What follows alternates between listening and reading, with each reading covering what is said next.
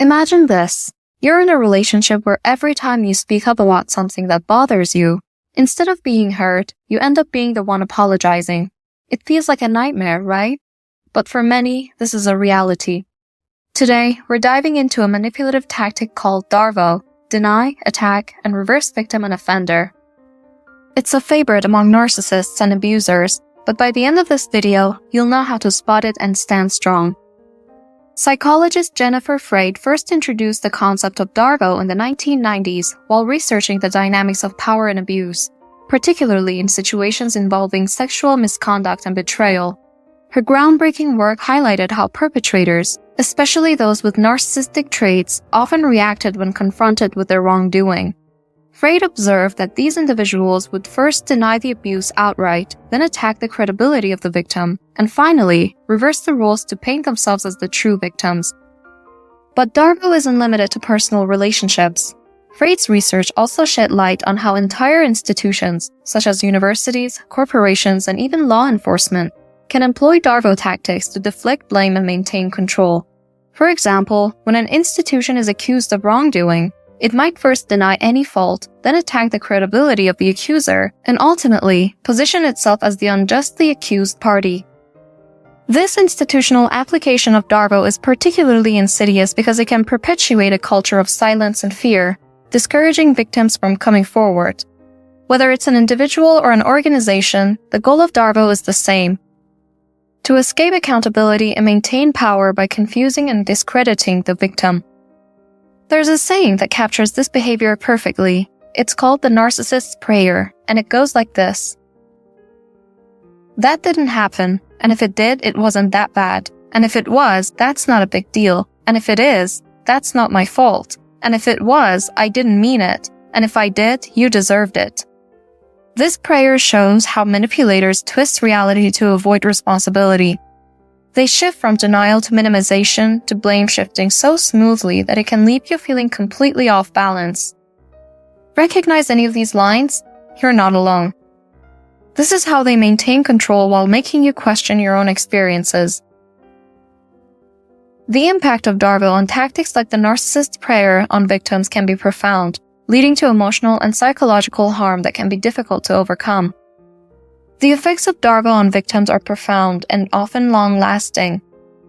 When someone you trust turns your pain against you, it can lead to deep emotional scars. Let's talk about the impact this tactic can have on your mental and emotional well-being.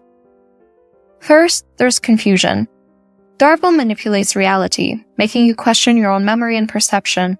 You might find yourself thinking, "Did that really happen the way I remember it? Or am I just overreacting?" This is exactly what the abuser wants, keeping you off balance and unsure of what's true. Next comes guilt and shame. Victims often start blaming themselves for the situation, thinking, "Maybe I really am too sensitive," or "Maybe it's my fault things are this way." This internalized blame can lead to a loss of self-esteem and self-worth, making you feel like you're constantly walking on eggshells, trying to avoid triggering the next attack. Then there's the isolation. DARVO tactics can make you feel alone, as if no one else would understand or believe what you're going through. The abuser might even convince you that your experiences are unique, further isolating you from friends, family, and support networks. This isolation can lead to feelings of loneliness and depression, making it harder to reach out for help. But here's the truth: you're not alone. The psychological impact of DARVO is real, but recognizing it is the first step toward healing. Understanding that these tactics are designed to manipulate and control can help you break free from the cycle of self-doubt and reclaim your sense of self-worth. Healing from DARVO isn't easy, but it's possible. Seeking therapy, connecting with others who understand, and building a strong support system are crucial steps in recovery. Remember, you deserve to be treated with respect, and there are people who will stand by you as you reclaim your power. Recognizing how DARVO affects you is crucial, but understanding how it unfolds in real-life scenarios can help you spot it before it takes root.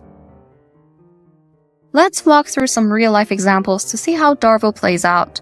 Imagine you're upset because your partner said something disrespectful. You've collected your thoughts and decided to talk it through like a person would. You sit down and say, "What happened earlier isn't sitting well with me.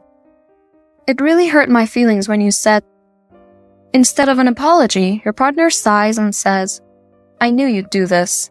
Confused, you ask, "What do you mean?" They respond, "You're so self-centered." "So what if I said that? You always take things I say and spin them in the worst way." You try to clarify, "So you didn't mean it." But they shoot back, "You took it the wrong way because you're insecure. You always do this. What's wrong with you? The only problem in our relationship is you." Now, let's pause here. What just happened? You started the conversation with a legitimate concern, hoping for a discussion and resolution. But instead, your partner denied any wrongdoing, attacked your character, and reversed the situation, making you feel like the problem. This is DARVO in action, and it doesn't stop there. Imagine finding something troubling, like your partner following inappropriate accounts on social media. You bring it up, and they say, "I only do it because you never do anything I want in bed." You're taken aback because you've always tried to make them happy, but they press on. "When did you last do something special for me? You don't care about my happiness. How can you blame me for going elsewhere when you're the one pushing me away?"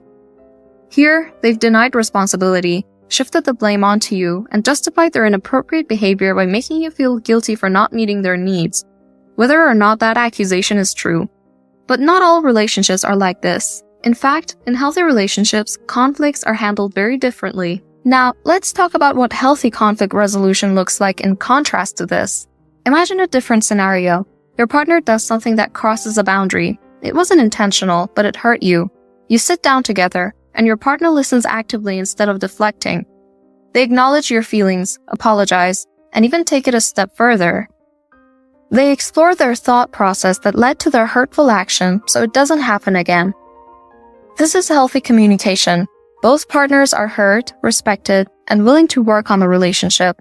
There is no need for manipulation, blame shifting, or deflection because both people genuinely care about each other's well-being. But let's be honest. In a relationship with a narcissist, this kind of conversation rarely, if ever, happens. Instead, you're left doing all the emotional labor, trying to keep the peace while they undermine you at every turn. It's exhausting and damaging, and no one deserves that. Understanding the difference between healthy and toxic conflict resolution is crucial. But how do you protect yourself when recognizing that DARVO is at play? That's what we'll discuss next. So, how do you protect yourself from DARVO? First and foremost, recognize the signs.